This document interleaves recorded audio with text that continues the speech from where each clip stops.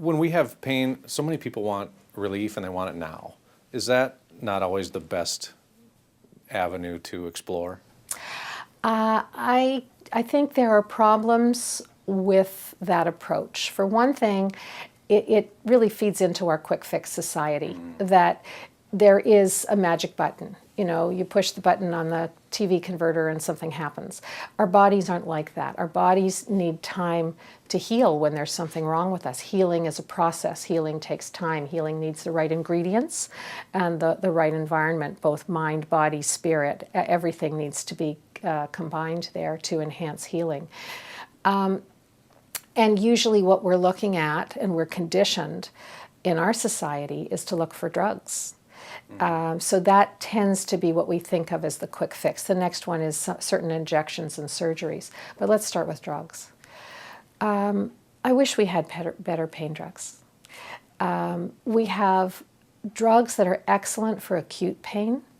So if you break your leg, if you have surgery, opioids are really good for that. But they have limitations when you're dealing with chronic pain. For one thing, people become tolerant to opioids, which means you need higher and higher doses, which means higher and higher risk of inadvertent death. And in this country, the statistic is that about once every 20 minutes, somebody dies of an inadvertent prescription drug overdose, and that's usually contains opioids. Sometimes it's a mix of drugs, but at least opioids are in that mix. And that trend is very disturbing. The United States consumes 50 times more opioid drug, that's all the narcotics, prescriptions, than the rest of the world combined. Wow. So we've grown dependent on those as a quick fix, and they've really failed. When you look at the statistics, and people have had the time to do it now, the idea that they worked for chronic pain was really based on flawed assumptions based on what the research really said. And we now have research showing that as people consume more and more opioids, they actually do less well. They have more pain. They have a new kind of pain called hyperalgesia that's actually likely caused by the opioids. They tend not to go back to work. They tend to have disrupted social relationships as well. So people don't thrive on opioids. The next big class of drugs are the non-steroidal anti-inflammatories. So that's the ibuprofen family, some of which are over-the-counter, which makes people think they're very safe, and some of which are prescription. Well, the statistics on those are pretty disturbing too. For example, I think the statistics are for 2010, 103,000 hospitalizations as a result of non-steroidal anti-inflammatories and 16,500 deaths from those drugs. And to put that in perspective, that same year, 11,000 died from AIDS. So that's a very significant death rate from a drug that you can pick up over the counter. Yeah. Now, the other problem is that they have limited applicability as well in terms of their pain relieving ability. They also slow down healing. So when you're taking a drug that inhibits your ability to heal bone and cartilage, those are, having unhealing bones and cartilage is actually a cause of pain. So maybe you've got a great business model here for keeping customers, but you may not be doing people a lot of good if they're on these things chronically. And then, of course, there's Tylenol, or I shouldn't use that word. Then, of course, there's acetaminophen, the generic. And acetaminophen is the commonest cause of household poisonings. It has a very narrow range between the therapeutic range and when it kills you.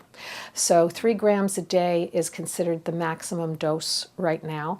It used to be 4 grams a day, and I had at a talk, and I did a few years ago, I recommended that people really shouldn't go beyond 3 grams a day because there's some literature showing that.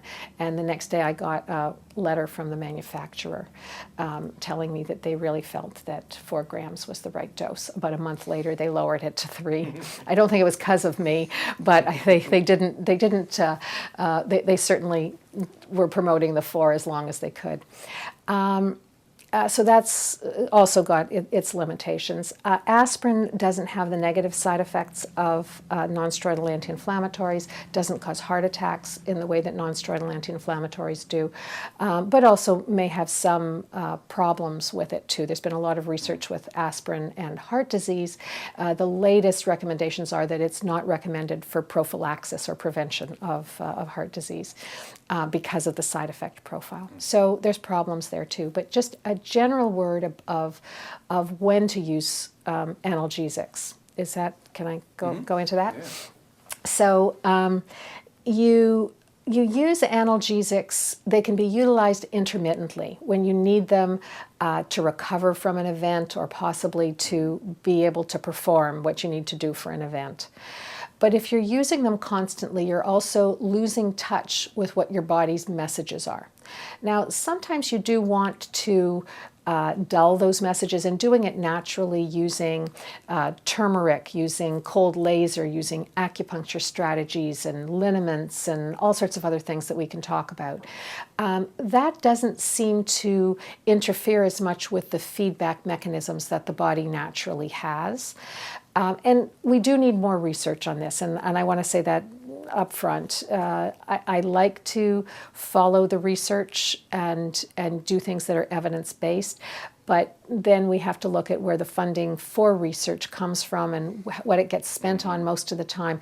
There are many things that don't have robust research available, but if they have very benign profiles of side effects, if they don't have a lot of side effects, then I think it's worth trying to see if it works for you.